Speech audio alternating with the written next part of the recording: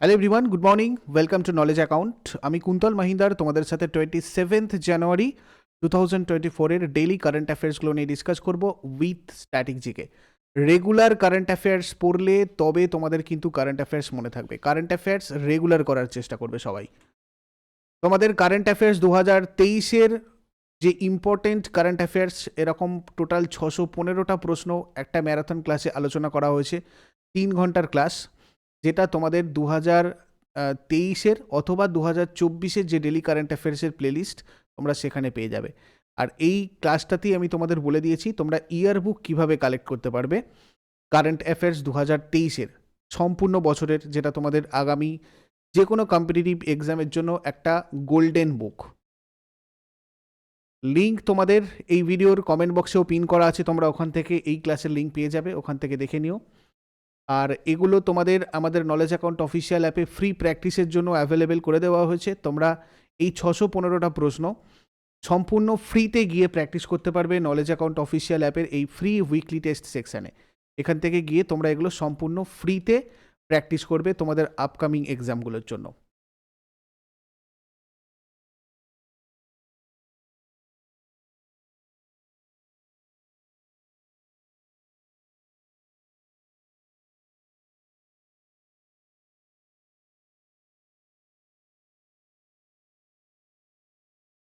আজকে প্রথম যে প্রশ্নটা আমরা দেখব সেটা হচ্ছে ভারতের প্রথম গ্রাফিন সেন্টার তৈরি করা হয়েছে কোথায়?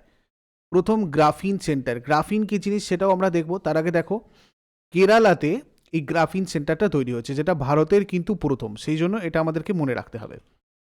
কেরালা সরকার সম্প্রতি দেশের প্রথম গ্রাফিন ইনোভেশন সেন্টার তৈরি করেছে। এটা Kerala digital university, centre for materials for electronics technology এবং টাটা স্টিল লিমিটেডের একটা যৌথ উদ্যোগ। উদ্দেশ্য কি? It aims to be an anchor point to promote startups and commercial research. Startup আর কমার্শিয়াল রিসার্চটাকে প্রমোট করার জন্য একটা অ্যাঙ্কার পয়েন্ট হবার জন্য এটা করেছে। তাৎপর্য হচ্ছে, দেখো, গ্রাফিন পণ্য বিকাশে বিনিয়োগকারী আকৃষ্ট করতে। গ্রাফিন যে প্রোডাক্টটা, এটাকে গ্রো করার জন্য যাতে ইনভেস্টররা আকৃষ্ট হয়, তাতে এটা সহায়তা করবে এই ইনিশিয়েটিভটা, এই উদ্যোগটা। আর এই প্রকল্পটা বৈজ্ঞানিক গবেষণার পাশাপাশি রাজ্যের শিল্প সেক্টরের জন্য একটা বড় উৎসাহ দেবে। গ্রাফিন একটা কার্বনের অ্যালোট্রোপ। গ্রাফিন কার্বনের একটা ন্যানো কাঠামো, ন্যানো স্ট্রাকচার। কার্বন ন্যানো স্ট্রাকচারগুলোতে carbon fibre, carbon nano tube, TNT যেটাকে আমরা বলি, ফুলারিন এবং গ্রাফিন সহ কার্বনের বিভিন্ন নিম্নমাত্রিক অ্যালোট্রোপ অন্তর্ভুক্ত রয়েছে। তার মধ্যে এটা কার্বন পরমাণুর একক স্তরের একটা পাত, এটা বিদ্যুতের একটা সুপরিবাহী এবং কার্বনের একটা খাঁটি রূপ। গ্রাফিনের স্তরগুলো গ্রাফাইট দিয়ে তৈরি, মানে গ্রাফাইট তৈরি করে, এবং ইলেকট্রনিক্সে এটা ব্যাপকভাবে ইউজ করা হয়। কোথায় কোথায় ইউজ করা হয় আমরা দেখব। দেখো, মেকানিক্যাল ক্ষেত্রে এটাকে 100 multiple stronger than steel, stiffer than diamond, ঠিক আছে? সেই জন্য গ্রাফিনটা বেশি ইম্পর্টেন্ট, মেকানিক্যাল ক্ষেত্রে ইউজ করা হয়। তারপর 60% গ্রেটার কন্ডাক্টিভিটি দেন কপার, তামার থেকে 60% বেশি কন্ডাক্টিভিটি রয়েছে, সেই জন্য এটাকে ইলেকট্রিকে প্রচুর ইউজ করা হয়। মানে এখনও এটা খুব বেশি প্রচলিত নয়, কিন্তু এটাকে ইউজ করলে এতটাই এফেক্টিভ হবে আর কি। তারপর তোমার 90% অপটিক্যাল ট্রান্সমিশন, এটা গ্রাফিন প্রোডাক্টগুলো। থার্মাল কন্ডাক্টিভিটি অ্যালুমিনিয়ামের থেকে 5 গুণ বেশি। তারপর তোমার হচ্ছে ইম্পারমিয়েবল, অর্থাৎ vacuum tight to helium gas. Very low surface shear রয়েছে, এটা লুব্রিকেটিং ক্ষেত্রে। দেখো এখানে কোথায় কোথায় ইউজ করা হয়, দেখলে তোমরা আরও ভালো বুঝতে পারবে। এই বৈশিষ্ট্যগুলোর জন্য এটা কার ইন্টেরিয়ারের বিভিন্ন ক্ষেত্রে ইউজ করা হয়, দামি দামি যেসব কারগুলো। কনস্ট্রাকশন মেটেরিয়াল হিসেবে বিভিন্ন জিনিস ইউজ করা হয়, গ্রাফিনের ইউজ রয়েছে। আর কোথায় কোথায় এর অ্যাপ্লিকেশন রয়েছে দেখো, interior and wings of aeroplanes, এরোপ্লেনের ভিতর, তারপরে এর যে উইংসগুলো রয়েছে সেগুলোর ক্ষেত্রে। অ্যান্টিমাইক্রোবিয়াল মেটেরিয়ালস হিসেবে ইউজ করা হয়। উইংস অফ উইন্ড টারবাইন্স, যে উইন্ড টারবাইনগুলো হয় তার যে উইংসগুলো হয়, সেই উইংসগুলো তৈরিতে এটা কাজে লাগে। ফ্লেম রিটার্ডেন্টস হিসাবে কাজে লাগে। ব্যাটারি অ্যান্ড সুপার ক্যাপাসিটার তৈরিতে এটা কাজে লাগে। সুতরাং এটাতে যদি আরও ইনভেস্টার পাওয়া যায়, এটা যদি গ্রো করে আরও, এটা শুধুমাত্র ওই একটা রাজ্যের নয়, এটা কিন্তু আমাদের গোটা ভারতের ক্ষেত্রে একটা গুরুত্বপূর্ণ ব্যাপার হবে। ঠিক আছে, দেখো নেক্সট কে 3 ট্রিলিয়ন টাকার বাজার মূলধন অতিক্রম করে বিশ্বের দ্বিতীয় কোম্পানি হয়ে উঠেছে।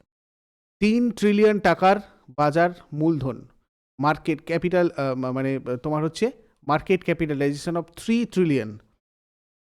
তো এটা হয়ে উঠেছে রিসেন্টলি মাইক্রোসফট। প্রযুক্তি প্রতিষ্ঠান মাইক্রোসফটের বাজার মূলধন $3 ট্রিলিয়ন ছাড়িয়েছে। আইফোন নির্মাতা অ্যাপেলের পর মাইক্রোসফট দ্বিতীয় কোম্পানি যারা এই সংখ্যা স্পর্শ করেছে। এর আগে আইফোন মানে iOS অ্যাপেল স্পর্শ করে ফেলেছিল অ্যাপেল, কেমন? বর্তমানে অ্যাপেল বিশ্বের সবচেয়ে মূল্যবান কোম্পানি। আর মাইক্রোসফটের প্রতিষ্ঠাতা হচ্ছে তোমার কি বিল গেটস, পল অ্যালেন, সদর দপ্তর রেডমন্ড, ওয়াশিংটন, মার্কিন যুক্তরাষ্ট্র। চেয়ারপারসন সত্য নাদেলা। নেক্সট কে এশিয়ান ম্যারাথন চ্যাম্পিয়নশিপে স্বর্ণপদক জিতে দ্বিতীয় ভারতীয় হয়েছেন। এশিয়ান ম্যারাথন চ্যাম্পিয়নশিপে স্বর্ণপদক জিতে দ্বিতীয় ভারতীয় হয়েছেন মান সিং। 34 বছর বয়সী মান সিং এশিয়ান ম্যারাথন চ্যাম্পিয়নশিপে স্বর্ণপদক জিতে একমাত্র দ্বিতীয় ভারতীয় পুরুষ ক্রীড়াবিদ হয়েছেন। গোপী থোনাকাল 2017 সালে এশিয়ান ম্যারাথন চ্যাম্পিয়নশিপ শিরোপা জিতে প্রথম ভারতীয় পুরুষ ক্রীড়াবিদ ছিলেন। এরপরে দেখো ভীরা রানা কোন রাজ্যের চিফ সেক্রেটারি পদে নিযুক্ত হয়েছেন? ইনি মধ্যপ্রদেশের চিফ সেক্রেটারি পদে রিসেন্টলি নিযুক্ত হয়েছেন ডক্টর মোহন যাদব, একজন ভারতীয় রাজনীতিবিদ যিনি 11 ডিসেম্বর 2023 সাল থেকে মধ্যপ্রদেশের 19th এবং বর্তমান মুখ্যমন্ত্রী হিসেবে দায়িত্বভার গ্রহণ করেছেন। এটা তোমাদের জন্য ইম্পর্টেন্ট। ইনি মানে মধ্যপ্রদেশ বিধানসভার উজ্জয়িনী দক্ষিণ বিধানসভা কেন্দ্র থেকে প্রতিনিধিত্ব করেছেন, বিজেপি দলের সদস্য। বীরা রানা মধ্যপ্রদেশের দ্বিতীয় মহিলা হিসেবে মুখ্য সচিব পদে নিযুক্ত হয়েছেন। দেখো এই যে প্রশ্নগুলো আলোচনা করছি এগুলো কিন্তু তোমাদের রেলওয়ের জন্য যদি কেউ প্রিপারেশন নিতে থাকো তাহলে তোমাদের জন্য কিন্তু খুবই ইম্পর্টেন্ট। ঠিক আছে, day to day current affairs তোমাদেরকে ফলো করতে হবে। ডাক্তার মোহন যাদব একজন ভারতীয় রাজনীতিবিদ, এটা তোমাদের সাথে আমি অলরেডি আলোচনা করেছি। মধ্যপ্রদেশের রাজ্যপাল মঙ্গুভাই চাগানভাই প্যাটেল। ন্যাশনাল পার্ক কী কী রয়েছে মধ্যপ্রদেশের? বান্ধবগড় ন্যাশনাল পার্ক রয়েছে, কানহা রয়েছে, পান্না রয়েছে, Satpura national park, Madhav national park, Sanjay national park, Pench national park, Van Vihar national park এবং ফসিলস ন্যাশনাল পার্ক। চাওয়ারা, মাটকি, আদা, খাদা নাচ, ফুলপাতি, গ্রিদা ডান্স, সেলালার্কি, সেলাভাদনি এগুলো সব এখানকার ফোক ডান্স। উৎসব কী কী দেখা যায়? লোকরং উৎসব রয়েছে, তেজাজি রয়েছে, খাজুরাহো ফেস্টিভ্যাল রয়েছে। মধ্যপ্রদেশের উপজাতি বৈগা, ভিল, ভাড়িয়া, বিরহোর্স, গোন্ড, কাতকারি, খাড়িয়া, খোন্ড, কোল, মুরিয়াজ, কোরকু, মাওয়াসি, পারধান, সাহারিয়া এগুলো। এটা উত্তরপ্রদেশ, পূর্বে ছত্তিশগড়, দক্ষিণে মহারাষ্ট্র, পশ্চিমে গুজরাট এবং উত্তর পশ্চিমে রাজস্থান রাজ্যের সীমানা জুড়ে রয়েছে।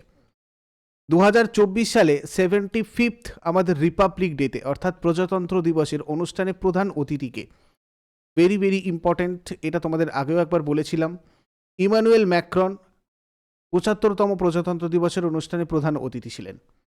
ফরাসি রাষ্ট্রপতি ইনি, ইমানুয়েল ম্যাক্রন ফ্রান্সের রাষ্ট্রপতি 2024 সালে প্রজাতন্ত্র দিবসের অনুষ্ঠানে প্রধান অতিথি হিসাবে যোগ দিয়েছেন।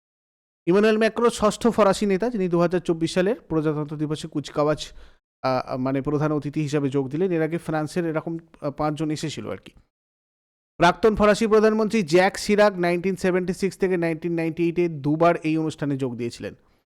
এছাড়া Valery Giscards de Estaing, Nicolas Sarkozy, Francois Hollande এরা 1980, 2008, 2016 সালে প্রধান অতিথি হিসেবে ছিলেন এই প্রজাতন্ত্র দিবসের অনুষ্ঠানে। প্রজাতন্ত্র দিবস উদযাপন 2023-এ প্রধান অতিথি যদি আমরা দেখি এর আগের বছর তাহলে মিশরের রাষ্ট্রপতি আবদেল ফাতাহ এল সিসি ছিলেন। করোনা মহামারীর কারণে 2021 এবং 2022 সালে প্রজাতন্ত্র দিবসের অনুষ্ঠানে প্রধান অতিথি হিসাবে কাউকে আমন্ত্রণ জানানো হয়নি। ঠিক আছে, ভারতের প্রথম প্রজাতন্ত্র দিবসের কুচকাওয়াজে প্রধান অতিথি ইন্দোনেশিয়ার রাষ্ট্রপতি সুরকানো 26 জানুয়ারি ইনি ছিলেন প্রথম প্রজাতন্ত্র দিবসের অনুষ্ঠানে প্রধান অতিথি। নেপালের রাজা ত্রিভুবন বীর বিক্রম শাহ 1951 সালে প্রজাতন্ত্র দিবসের কুচকাওয়াজে দ্বিতীয় প্রধান অতিথি ছিলেন। মালিক গোলাম মোহাম্মদী প্রথম পাকিস্তানি ব্যক্তি যিনি ভারতের প্রজাতন্ত্র দিবসের কুচকাওয়াজে প্রধান অতিথি হিসেবে আমন্ত্রিত হয়েছিলেন। যুক্তরাজ্য আর ফ্রান্সের প্রতিনিধি আমন্ত্রণ জানানো হয়েছে সব থেকে বেশি, এখনো পর্যন্ত মোট 5 বার। রিপাবলিক ডে সম্পর্কে একটু দেখে রাখো। ভারতীয় সংবিধান গৃহীত হওয়ার স্মরণে প্রত্যেক বছর আমরা 26শে জানুয়ারিতে প্রজাতন্ত্র দিবসটা পালন করি। 75তম প্রজাতন্ত্র দিবস 2024 সালে পালিত হয়েছে। আর এই 26শে নভেম্বর 1949 সালে ভারতীয় সংবিধানের খসড়া এবং মানে ভারতীয় সংবিধানের কি গৃহীত হয়েছিল, আর সংবিধান কার্যকর হয়েছিল তার 2 মাস পরে, মানে 26শে জানুয়ারি 1950 সালে। সংবিধান প্রণয়নের মোট 22টা কমিটি ছিল, যার মধ্যে খসড়া কমিটি ছিল সবথেকে বিশিষ্ট এবং গুরুত্ব কমিটি, এবং এর চেয়ারম্যান ছিলেন ডক্টর আম্বেদকর। এই কমিটির কাজ ছিল সমগ্র সংবিধান লিখতে, মানে লেখা এবং প্রণয়ন করা। আর খসড়া কমিটির চেয়ারম্যান আমাদের ডক্টর ভীমরাও আম্বেদকর ছিলেন। খসড়া কমিটি 2 বছর 11 মাস 18 দিনে ভারতীয় সংবিধানের খসড়া তৈরি করেছিল। বিশ্বে প্রথম শিশুদের জন্য ম্যালেরিয়া ভ্যাকসিন প্রোগ্রাম লঞ্চ করেছে কোন দেশ? প্রথম শিশুদের জন্য malaria vaccine programme recently Cameroon launch করেছে। ম্যালেরিয়ার বিরুদ্ধে লড়াইয়ে ক্যামেরুন আফ্রিকার প্রথম দেশ যারা প্রাণঘাতী রোগের বিরুদ্ধে লক্ষ লক্ষ শিশুকে টিকা দেওয়ার জন্য এই নতুন ভ্যাকসিন প্রমোট করা শুরু করেছে। পরজীবী ম্যালেরিয়া রোগের কারণ কি? ম্যালেরিয়া একটা মশাবাহিত রোগ যেটা মানুষকে প্রভাবিত করে। এর লক্ষণগুলোর মধ্যে রয়েছে, দেখো, জ্বর, ক্লান্তি, বমি, মাথা ব্যথা, এগুলো হয় ম্যালেরিয়া হলে। মানে ত্বক হলুদ হয়ে যায়, খিঁচুনি আসে, কোমা বা মৃত্যুর কারণও হতে পারে ম্যালেরিয়া। ক্যামেরুন ক্যাপিটাল কি? ইয়ন্ডে। আর প্রেসিডেন্ট পল বিয়া রয়েছেন ক্যামেরুনের। Prime minister Joseph Ngute. আর currency Central African CFA franc. ব্যাকটেরিয়ার কারণে সৃষ্ট রোগটা আমরা একবার দেখে নিই এই সুযোগে। ডিপথোরিয়া, নিউমোনিয়া, কলেরা, টিটেনাস, যক্ষা, প্লেগ এবং গনেরিয়া, এগুলো হচ্ছে ব্যাকটেরিয়া সৃষ্ট রোগ। ছত্রাকের কারণে সৃষ্ট রোগ কোনগুলো? দাঁত, অ্যাথলেটস ফুট, এগুলো। প্রোটোজোয়ার কারণে সৃষ্ট রোগ ম্যালেরিয়া, আমাশা, ডায়রিয়া, কালাজ্বর। এগুলো মনে রাখার জন্য খুব সুন্দর একটা ট্রিক্স আমি নিজে থেকে তোমাদের জন্য বানিয়েছিলাম। তোমরা ইন্টারেস্টিং ট্রিক্স বলে একটা দেখবে প্লেলিস্ট আছে, ইন্টারেস্টিং ট্রিক্স। সেখানে তোমাদের আমার নিজের বানানো একটা ট্রিক্স আছে, খুব ইজিলি মনে থাকবে। ঠিক আছে, সেটা তোমরা দেখে নিতে পারো এই প্লেলিস্টে গিয়ে। ভাইরাসের কারণে সৃষ্ট রোগ হচ্ছে তোমার গুটি বসন্ত, জলবসন্ত, এইডস, হার্পিস, ডেঙ্গু, জলাতঙ্ক, হাম, ইনফ্লুয়েঞ্জা, ফ্লু। এই সব কিছু তোমরা কিন্তু এই ট্রিক্সের সাহায্যে মনে রাখতে পারো। প্লেলিস্টটা অবশ্যই এবার গিয়ে চেক করো, ইন্টারেস্টিং ট্রিক্স বলে যে প্লেলিস্টটা আছে। তারপরে দেখো, কোন রাজ্য শিক্ষার ট্রান্সফরমেশনের জন্য my school my pride campaign launch করেছে? My school my pride campaign launch করেছে Himachal Pradesh. Himachal Pradesh my school my pride প্রচারাভিযান চালু করেছে। আপনা বিদ্যালয় প্রোগ্রামের অংশ, যেটার লক্ষ্য সরাসরি সরকারি স্কুলে শিক্ষা রূপান্তর করা, সার্বিক ছাত্রবৃদ্ধি করা আর কি। হিমাচল প্রদেশের গ্রীষ্মকালীন রাজধানী সিমলা, শীতকালীন রাজধানী ধর্মশালা। হিমাচল প্রদেশের মুখ্যমন্ত্রী সুখবিন্দর সিং সুকু রয়েছেন। রাজ্যপাল শিবপ্রতাপ শুক্লা 22তম রাজ্যপাল। হিমাচল ডে 15 এপ্রিল 1948-এ তোমার মানে অ্যাকচুয়ালি 15 এপ্রিল পালন করা হয়, এবং প্রতিষ্ঠা দিবস হয় তোমার পালন করা 25 জানুয়ারিতে। কেননা 1971-এ স্বাধীন রাজ্য হিসেবে প্রতিষ্ঠিত হয়েছিল হিমাচল, সেই জন্য এই দুটো আলাদা আলাদা দিন। লোকনৃত্য ঝোড়া, জালি, চারি, ধামান, ছাপেলি, মহসু, নাটি, ডাঙ্গি, এগুলো উৎসব যেগুলো রাখাদুমনি, গোচি উৎসব রয়েছে। Great Himalayan national park, Pin valley national park, Inderkilla national park এবং ক্ষীরগঙ্গা ন্যাশনাল পার্ক এখানকার ইম্পর্টেন্ট ন্যাশনাল পার্ক। আর এর উত্তরে রয়েছে জম্মু কাশ্মীর, পশ্চিমে পাঞ্জাব, দক্ষিণে হরিয়ানা, দক্ষিণ পূর্বে উত্তরাখণ্ড আর পূর্বে চীন। তোমাদের এই সীমানাগুলো দেওয়ার সময় তোমরা বলেছো ম্যাপের ইউজ করতে, এটা একদম ঠিকঠাক বলেছো। এইভাবেই তোমরা আমাকে কমেন্ট করবে, কমেন্ট করে তোমরা তোমাদের ফিডব্যাক দিলে আমরা আরও এটাকে বেটার করতে পারবো এই সেশনটাকে। ঠিক আছে, তোমাদের কমেন্টগুলো আমরা রেগুলার ফলো করি। অবশ্যই সবাই কমেন্টগুলো করার চেষ্টা করবে, সবাই প্রত্যেক দিন কমেন্ট করার চেষ্টা করবে, তাতে তোমাদের এই কারেন্ট অ্যাফেয়ার্সের সেশনটা আরও বেটার হবে। চেষ্টা করব আমি তোমাদের নেক্সট দিনগুলো থেকে এখানে ম্যাপ ইউজ করতে। মৎস্যজীবীদের জন্য advanced distress alert transmitter launch করেছে কে? অ্যাডভান্স ডিস্ট্রেস অ্যালার্ট ট্রান্সমিটার, এটা লঞ্চ করেছে ISRO recently. Indian space research organisation. ISRO মানে কি? ইন্ডিয়ান স্পেস রিসার্চ অর্গানাইজেশন দ্বিতীয় প্রজন্মের ডিস্ট্রেস অ্যালার্ট ট্রান্সমিটার বা DAT-SG তৈরি করেছে, যেটা মাছ ধরার নৌকা থেকে জরুরি বার্তা পাঠানোর জন্য সমুদ্রে জেলেদের জন্য একটা দেশীয় প্রযুক্তিগত সমাধান। সদর দপ্তর ইসরোর বেঙ্গালুরুতে রয়েছে। প্রতিষ্ঠাতা বিক্রম সারাভাই। প্রতিষ্ঠিত হয়েছিল 1969-এর 15 অগস্ট। চেয়ারপারসন এস সোমনাথ রয়েছেন বর্তমানে। এগুলো সবকটাই তোমাদের খুব ইম্পর্টেন্ট এবং রেগুলার কারেন্ট অ্যাফেয়ার্স, ওই জন্যই বলি ফলো করতে। এগুলো তোমাদের আলাদা করে আর মুখস্থ করার প্রয়োজন হয় না। Balkan athlete of the year award জিতেছেন কে? Balkan athlete of the year award এটা জিতলেন রিসেন্টলি নোভাক জকোভিচ। নোভাক জকোভিচ Serbian tennis player.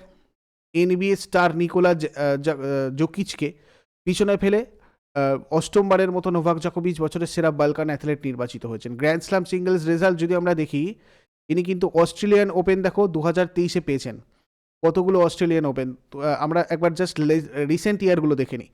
2023-এর Australian open, 2023-এ French open যেটাকে আমরা রোল্যান্ড গারোস বলি, রোল্যান্ড গারোস, উইম্বলেডন 2022-এ মানে 23-এ পাননি, আর ইউএস ওপেনটাও 2023-এ। অর্থাৎ 2023-এ কিন্তু আমাদের এই নোভাক জকোভিচ 3টে টাইটেলই জিতেছিল। অস্ট্রেলিয়ান ওপেনের খবর তোমরা খুব তাড়াতাড়ি পাবে, এটা মিড জানুয়ারি করেই হয়, এটা রেজাল্ট 2-1 দিনের মধ্যে চলে আসবে, তো এটাও তোমাদেরকে আমি জানিয়ে দেবো। টোটাল গ্র্যান্ড স্ল্যাম হচ্ছে তোমার কত, 24টা টোটাল। এখনো পর্যন্ত নোভাক জকোভিচ 24টা গ্র্যান্ড স্ল্যাম পেয়েছেন। Next, 9th international balloon festival অনুষ্ঠিত হয়েছে কোন রাজ্যে? 9th ইন্টারন্যাশনাল বেলুন ফেস্টিভ্যাল কোথায় অনুষ্ঠিত হয়েছে? তোমার তামিলনাড়ুতে। তামিলনাড়ুর আন্তর্জাতিক বেলুন উৎসবের 9th এডিশন, 9ম সংস্করণ কোয়েম্বাটোর জেলার পোল্লাচির কাছে আচিপাট্টিতে এটা অনুষ্ঠিত হয়েছে। পোল্লাচি চেম্বার অব কমার্সের সভাপতি জিডি গোপালকৃষ্ণন গ্লোবাল মিডিয়া বক্সের সহযোগিতায় তামিলনাড়ু ট্যুরিজমের আয়োজিত বেলুন উৎসবের উদ্বোধন করেছেন। United kingdom, France, Netherland, Spain, Japan, Thailand এবং ভিয়েতনামের হট এয়ার বেলুনগুলো 12ই জানুয়ারি পোলাচিতে অনুষ্ঠিত উৎসবে প্রদর্শিত হয়েছিল। কেন্দ্রীয় মন্ত্রিসভা সম্প্রতি তথ্য প্রযুক্তি খাতে সহযোগিতার জন্য কোন দেশের সাথে এমওইউ অনুমোদন করেছে? তোমার ওমান। দেখো, এখানে কেন্দ্রীয় মন্ত্রিসভা সম্প্রতি তথ্য প্রযুক্তি ইনফরমেশন টেকনোলজির ক্ষেত্রে আরও সহযোগিতার জন্য এরকম ওমানের সাথে এই ধরনের একটা মৌ স্বাক্ষর অনুমোদন করেছে। এই মৌ করা হয়েছে 3 বছরের জন্য। এর আওতায় G2G এবং B2B উভয় ক্ষেত্রেই দ্বিপাক্ষিক সহযোগিতা বাড়বে আর কি। B2B মানে হচ্ছে বিজনেস টু বিজনেস, যেটা হচ্ছে একটা transaction or business conducted between one business and another, দুটো বিজনেসের সাথে, such as wholesaler and retailer. আর গভর্নমেন্ট টু গভর্নমেন্ট G2G হচ্ছে তোমার একটা টার্ম যেটা ইউজ টু ডেসক্রাইব করে ইন্টারাকশনস বিটুইন গভর্নমেন্টস, দুটো দেশের গভর্নমেন্টের মধ্যে, typically at the national level, জাতীয় স্তরে। This interactions can take a variety of forms including diplomatic relations, economic cooperation, military alliances, এই ধরনের সব কিছুর ক্ষেত্রে এগুলো আমাদের একটা ইন্টারন্যাশনাল রিলেশনশিপের একটা বিষয়। তোমরা যদি ইন্টারেস্টেড থাকো আমাকে কমেন্টে জানিও, আমি চেষ্টা করব কারেন্ট অ্যাফেয়ার্সে তোমাদের কিছু জিনিস এগুলো এইভাবে এক্সপ্লেন করে দেওয়ার। এরপরে আগের দিনের হোমওয়ার্কগুলো আমরা দেখে নেব। কার্গিল যুদ্ধ কত সালে হয়েছিল? এর উত্তর হয়ে যাবে 1999 3 মে। আর মোপলা বিদ্রোহ কত সালে হয়? এর উত্তর হয়ে যাবে 1921। আজকে তোমাদের জন্য কোয়েশ্চেন্স থাকবে, গ্রিসের রাজধানীর নাম কি? সরি, একটু ঠান্ডা লেগেছে, সবাই অ্যাডজাস্ট করে নিও, গলাটা ঠিক নেই। কাবুলিওয়ালা ছোট গল্পটি কে রচনা করেছেন? এই দুটো তোমরা আজকে আমাকে কমেন্টে জানিও। চট করে আগের দিনেরগুলো কুইক রিভাইজ করে নেব। যারা লাইভে রয়েছে দেখো কতগুলো উত্তর করতে পারো। তার আগে তোমাদের বলে দিই, তোমাদের WBPSC ক্লার্কশিপেই এরকমভাবেই প্রত্যেকটা সাবজেক্টের তোমাদের chapter wise class in details তোমাদের সাথে একদম ফুল প্রত্যেকটা ছোট কনসেপ্ট আলোচনা করা হচ্ছে, এবং ক্লাসগুলোর শেষে সেই চ্যাপ্টার থেকে কী MCQ প্রশ্ন তোমাদের প্রিভিয়াস ইয়ার এসেছে সেগুলোও ডিসকাস করা হচ্ছে। এবং তার সাথে তোমাদের টেস্ট পোর্টালে এই চ্যাপ্টার ওয়াইজ মক টেস্টগুলোই তোমরা সম্পূর্ণ ফ্রিতে প্র্যাকটিস করতে পারবে, যেটা এখনও পর্যন্ত ওয়েস্ট বেঙ্গলের কোনো জায়গায় তোমরা কিন্তু অ্যাভেলেবেল পাবে না। একটা কোর্সের সাথে শুধু ক্লাস নয়, শুধু PDF নয়, ক্লাস এবং PDFের সাথে তোমাদের অনলাইন পুরো টেস্ট সিরিজ রয়েছে চ্যাপ্টার ওয়াইজ। এর সাথে মেন পরীক্ষার কনভেনশনাল রাইটিং প্র্যাকটিসও তোমরা এটাতে করতে পারবে। আর এই সব কিছু তোমাদের একদম রিজনেবল এই প্রাইসটায় রাখা হয়েছে, যেটার একটা অফার চলছে এখন, এবং এটা তোমাদের কিন্তু মোস্ট প্রবাবলি জানুয়ারি পর্যন্ত থাকবে। কেননা আমাদের এখানে যত ক্লাস বাড়ে, যত PDFের সংখ্যা বাড়ে, যত সার্ভার মেমোরি বাড়ে, আমাদের কিন্তু এইটা আস্তে আস্তে বেড়ে যায়। তো এটার জন্যই তোমাদেরকে বারবার বলা, জানুয়ারি পর্যন্ত তোমাদের 60%-এর অফার রয়েছে, তোমরা চাইলে এটাতে জয়েন করে নেবে। আর কিছু জন কমেন্ট করছিলে WBPর নতুন ব্যাচের জন্য, দেখো 2024 টার্গেট ব্যাচটা তোমাদের 90% কভার হয়ে গেছে। মোস্ট প্রবাবলি নেক্সট উইকে তোমাদের আবার 3rd ফাউন্ডেশন ব্যাচ WBPর জন্য লঞ্চ হবে। এটা কমপ্লিট হয়ে গেলেই তোমাদের লঞ্চ হবে। যারা যারা এইটা নিতে ইচ্ছুক তারাও এই নাম্বারে যোগাযোগ করো। তোমরা এখানে জয়েন করলেই তোমাদের সব ক্লাস পিডিএফ সব তোমরা এখানে পেয়ে যাবে। চ্যাপ্টার ওয়াইজ তোমাদের ক্লাস, টেস্ট সিরিজ সব কিছু তোমরা এখানে পেয়ে যাবে। এর জন্য তোমরা এই নাম্বারে যোগাযোগ করো। জেনারেল স্টাডিজ ফাউন্ডেশন শুধুমাত্র তাদের জন্য যারা শুধুমাত্র জেনারেল স্টাডিজ মানে জিকেটাকে আমাদের সাথে প্রিপেয়ার করতে চাও। এখানেও তোমাদের ইতিহাস, ভূগোল, বিজ্ঞান, জেনারেল স্টাডিজের প্রত্যেকটা সাবজেক্টের chapter wise class, test series available এখানে। ওকে, তোমরা প্রত্যেকটার কনসেপচুয়াল ক্লাস, প্রত্যেকটা ক্লাসের শেষে সেই চ্যাপ্টারের PYQs এবং অনলাইন পোর্টালে চ্যাপ্টার ভিত্তিক মক টেস্ট, তিনটে জিনিসই পাবে এই রিজনেবল প্রাইসে। এর জন্য এই নাম্বারে তোমরা ডিটেলসের জন্য যোগাযোগ করে নাও। আরও এবারে দেখবো 26শে জানুয়ারি 2024-এর কী কী প্রশ্ন আমাদের ছিল। দেখো 2024 সালের জানুয়ারিতে কোন দেশকে পিছনে ফেলে ভারত বিশ্বের চতুর্থ বৃহত্তম স্টক মার্কেট হয়ে ওঠে 2024 সালের জানুয়ারিতে? এটা আমাদের হংকং। আগের দিন আমি তোমাদের ডিটেলস বলেছিলাম। ভারত আর কোন দেশের সাথে খানজার নামের যৌথ স্পেশাল ফোর্স অনুশীলন শুরু হয়েছে? খানজার নামের যৌথ স্পেশাল ফোর্স, এটা হয়েছে কোথায়? কিরগিজস্তান। কেন্দ্রীয় সরকার বহুভাষিক শিক্ষার জন্য কোন অ্যাপ লঞ্চ করেছে? অনুবাদিনী অ্যাপ লঞ্চ করেছে। ডেজার্ট ফেস্টিভ্যাল 2024 অনুষ্ঠিত হবে কোথায়? ডেজার্ট ফেস্টিভ্যাল 2024 এটা অনুষ্ঠিত হবে জয়সালমীরে। কোথায় ন্যাশনাল স্কিল ট্রেনিং ইনস্টিটিউট উদ্বোধন করেছে G Kishan Reddy? G Kishan Reddy, Hyderabad. International sports personality award জিতেছেন কে? Gianni Infantino. Forbes gold reserve ranking Forbes gold reserve র্যাঙ্কিংয়ে ভারতের স্থান কত? 9ম। কোন খেলোয়াড় ICC পুরুষদের T20 বর্ষসেরা ক্রিকেটার পুরস্কার জিতেছেন? সূর্য কুমার যাদব। জাতীয় কন্যা শিশু দিবস কবে পালন করা হয়?